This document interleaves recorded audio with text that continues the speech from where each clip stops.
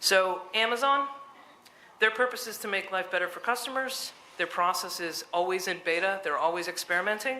They're customer obsessed. They want to make things more frugally. Their products, they say they're the everything store. But if you look at Amazon, in 20 years, they've been 5 very different types of companies. So they've been an online bookstore, they've been an online market, they've been a web service company, they've been a hardware manufacturer, and they just won some Academy Awards for media. Because they start with why, they can have 5 different whats. So we ask students these questions, and we ask workers these questions. What do you want to be when you grow up? What's your major? And what do you do for work?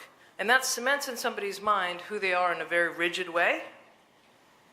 And a lot of people might give this talk and tell you what workers need to know, but because that's changing so quickly, it's more important to get them to understand how and why they're passionate about something. Because the what, the problems, expire and change. So a new study came out and said that students graduating today, young people today, will have 16 different jobs in 5 different industries. If we focus on that first job that they do or that first industry, we're scratching the surface of their career. And you as hiring managers, if you only look at that person you're hiring in terms of that job today, you'll be missing a lot of their potential. So if you look at an individual and you take the same framework and you say, why, what's your passion? What does the individual believe? What drives them? What's their purpose? How are they productive? How do they turn that passion into value? And then what do? How do they create value for your organization? That's the way to start thinking about workers. That's the way to start asking questions about workers, because your worker is going to have to go through 5 different industries. So if we look at the old paradigm, you used to learn to do something, you did it, then you retired, and it was all based on that what? That first job, because that first job never changed. And now it's going to look more like this, where you're going to have to learn and adapt. And your how and your why, connecting to your passion for lifelong learning, is going to allow you to go through all those different things. This is a US statistics, but I believe it's global. Only 27% of people ever work in the field of their major.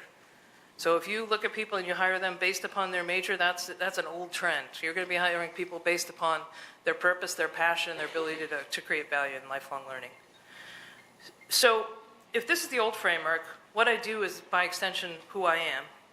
And how is not something I've ever been asked before. I can only think about myself this way.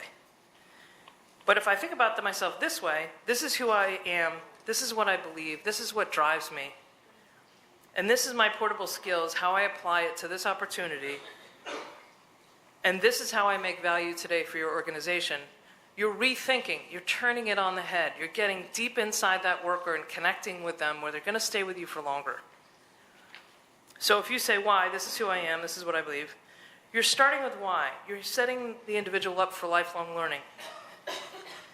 How? These are my portable skills. You're connecting to how the individual applies their passion to the learning opportunity. And this is how they make value for you today. So it used to be that you learned in order to do something, in order to produce a unit of value. So you'd say something like, I studied business and I was a finance major. I'm a financial analyst, and now I review commercial loans for business. But then what happens when this happens, which just happened last week? Artificial intelligence created a program that replaced 360,000 hours of lawyers' work. So now the model is, instead of looking at the job needs, you look at the worker for their passion, their purpose, and their learning. The manager assesses the individual's ability to learn. And you start thinking about, instead of a job, a tour, saying, I'm going to hire you for 3 years. These are our goals for the 3 years. These are the things you're going to learn. So you have an output goal and a learning goal and a length of time. So advanced machine learning makes humans must learn for life. Learning becomes part of work. Jobs are tours with learning and productivity outputs. And it's not what you do, but what you learned. And in summary, rising automation is a challenge. Changing demographics, more old people, more global. New skills are needed, but more creativity and human skills. You have to find the worker's passion for learning And learning and adapting will be lifelong. And if I were to have you guys only remember one thing, if you don't learn something today, you could be replaced by automation tomorrow.